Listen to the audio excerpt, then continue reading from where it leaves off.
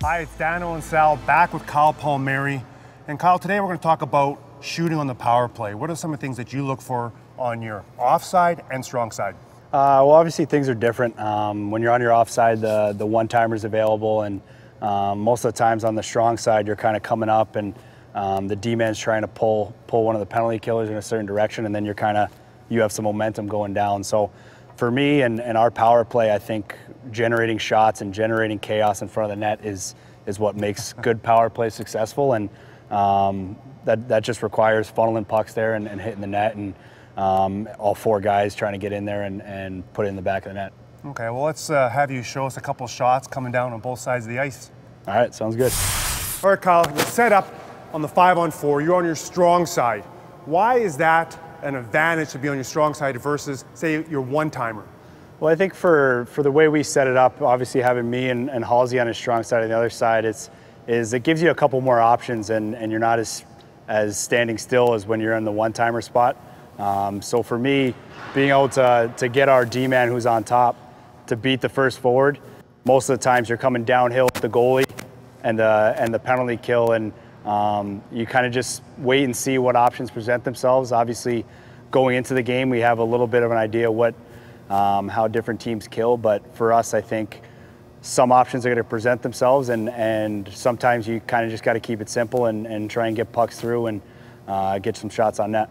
Okay, well, we're just going to demonstrate here a couple of passes come from the point and then forcing me as a D-man to come out and have to confront you.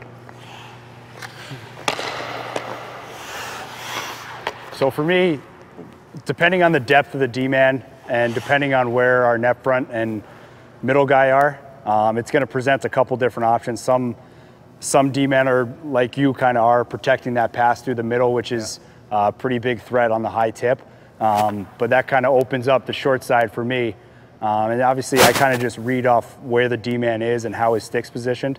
If they're going to protect against the goal line, most of the times you're going to be like that, where that opens up being able to pull and drag it and shoot it in the far side. So for the most part, it's kind of taking what they give you.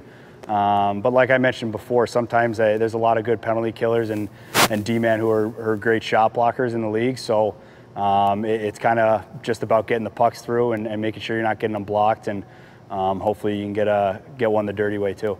All right, thanks. Last one here is on when you happen to be on a 5-on-3 on your one-timer. Maybe just quickly go over that.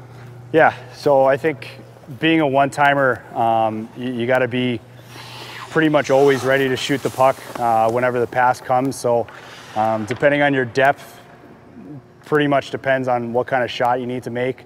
If you're out a little higher past the top of the circles, it's more about a heavier shot that just kind of tries and hits the net, and getting down a little closer to the goal line here, you can almost, it doesn't have to be the hardest shot, but being able to place it is a little more important. So I think depending on your depth and obviously the ability for a D-man to come out and block it is kind of the shot you have to pick.